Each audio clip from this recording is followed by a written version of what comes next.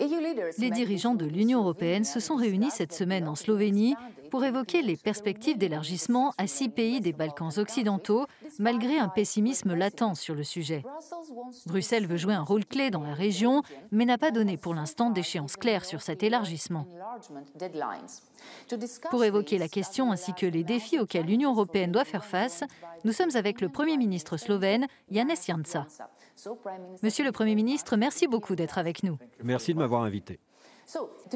Pour vous, y a-t-il un risque que l'Union européenne perde sa crédibilité si les pays qui remplissent les critères pour adhérer n'étaient finalement pas admis dans le club ?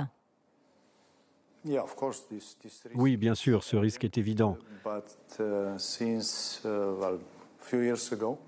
Mais depuis quelques années, l'élargissement, tel qu'il a été décidé au sommet de Thessalonique en 2003, où l'adhésion à l'Union européenne a été assurée aux pays des Balkans occidentaux, est de nouveau à l'ordre du jour.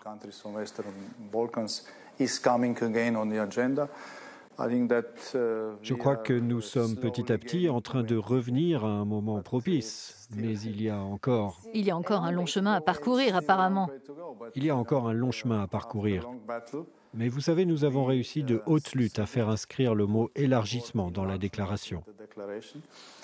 Aujourd'hui, il y a un consensus parmi les 27 États membres sur le fait que cet élargissement est de nouveau sur la table.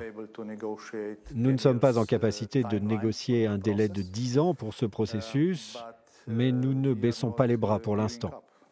Mais on constate que les tensions augmentent dans la région, dans plusieurs pays des Balkans occidentaux.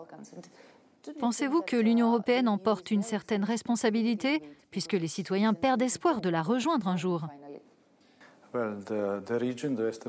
Cette région, les Balkans occidentaux, mais on peut dire les Balkans en général, a été un territoire de tension au cours de l'histoire. On peut évoquer par exemple la question des frontières.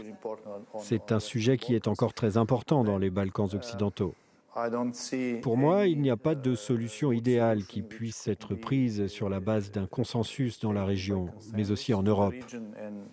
Mais la solution à de tels problèmes, c'est de faire en sorte de rendre les frontières moins importantes et avec l'adhésion à l'Union européenne, celles-ci sont effectivement moins importantes. Mais ce n'est pas près d'arriver, du moins pour le moment. Ça dépend.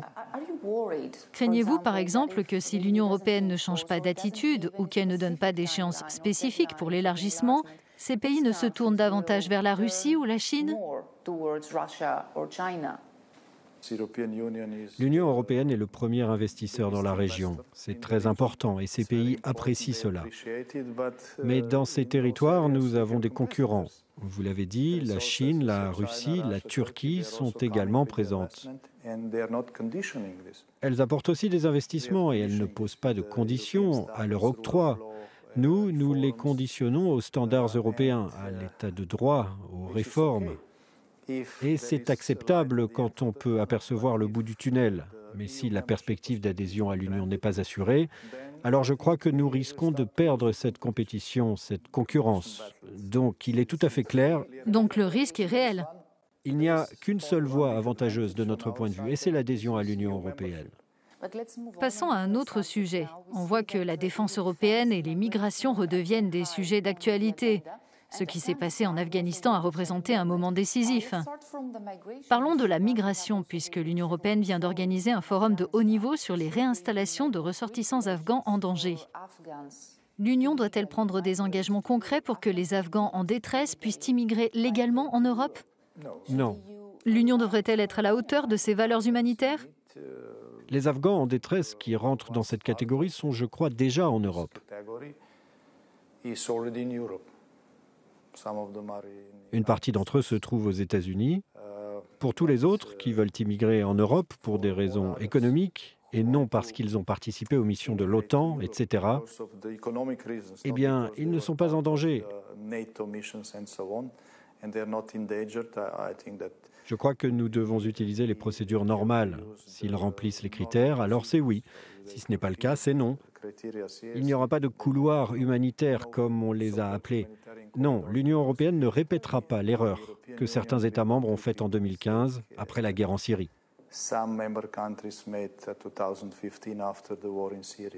Donc l'Allemagne a fait une erreur en 2015, selon vous? Je pense que l'Allemagne a fait une erreur. Donc imaginez, la Slovénie est un pays d'environ 2 millions d'habitants. Et en 2015, en l'espace de quelques semaines, un demi-million de personnes ont traversé notre pays. Notre frontière s'est effondrée, et celle d'autres pays également.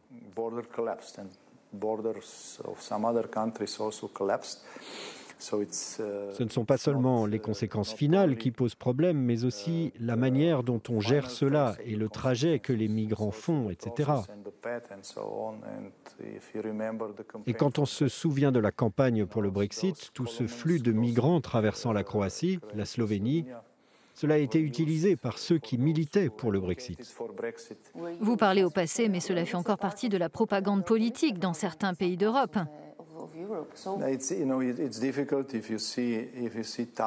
Vous savez, c'est difficile de voir des milliers de jeunes hommes aptes à se battre militairement, traverser les frontières sans leur famille, sans femmes, ni enfants, et de les accepter tous comme réfugiés. Ça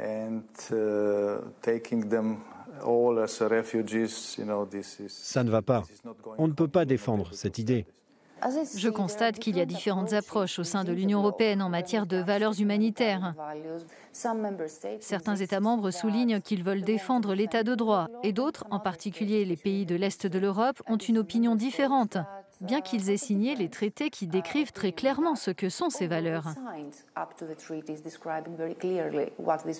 Quel est votre sentiment à ce sujet? Est-ce que ces divergences sont tenables sur la durée? Il y a d'un côté ce qui est écrit dans le traité et de l'autre, l'usage politique ou l'utilisation abusive du terme d'état de droit.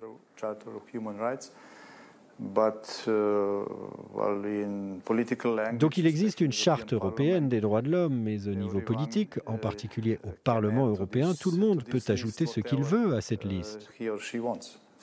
Donc c'est un terme qui est détourné politiquement et qui est utilisé dans le cadre de batailles politiques. Mais la liberté de la presse et l'indépendance de la justice font partie de l'état de droit, non? Non, non. La liberté d'expression, qui intègre aussi la liberté des médias et l'indépendance de la justice, ne représentent pas uniquement des valeurs.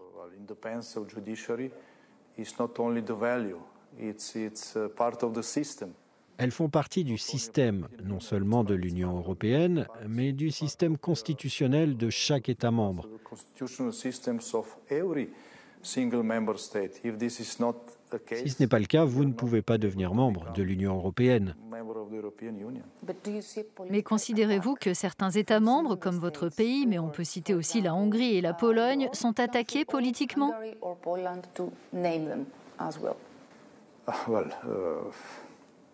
Eh bien, quand vous obtenez la majorité au Parlement européen, et c'est cela la majorité politique, eh bien, vous pouvez désigner un pays et lui reprocher des choses. Je ne crois pas que ce soit une bonne chose. Le Parlement européen, c'est un lieu pour les débats politiques, mais aussi pour les conflits politiques. Mais la Commission européenne et le Conseil européen, ce n'est pas pareil. D'après le traité, la Commission européenne devrait rester en dehors des batailles politiques. C'est ce qu'elle a fait jusqu'à la fin du mandat de la Commission Juncker. Mais ensuite, les choses ont changé et je pense qu'on est proche d'une violation de l'état de droit parce que la Commission doit être un intermédiaire honnête en gérant des questions. Ce n'est pas ce qu'elle est? Pas toujours. Par exemple, la commissaire Vera Jourova fait, de mon point de vue, des déclarations qui constituent clairement des violations au traité. Mais elle est soutenue par la presse européenne. Mais pouvez-vous encore travailler sur les politiques européennes avec des personnes dont vous pensez qu'elles attaquent votre approche de la démocratie?